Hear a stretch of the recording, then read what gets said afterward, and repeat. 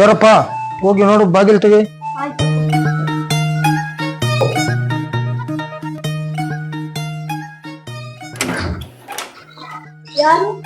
ತಂದೆ ಇಲ್ವಾ? ಇದ್ದಾರಾ?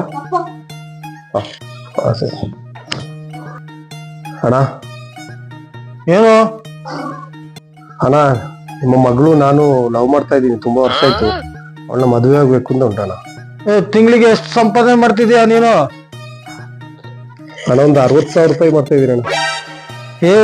ನನ್ನ ಮಗಳಿಗೆ ತಿಂಗಳಿಗೆ 50,000 ಖರ್ಚಿಗೆ ಕೊಡ್ತಾ ಇದ್ದೀನಿ. ಅಣ್ಣ 50,000 ಸೇರ್ಸಿನೇ 60,000 ನನ್ನ ತಿಂಗಳಿಗೆ ಬರೋದು ಅಂತ ಹೇಳಿ.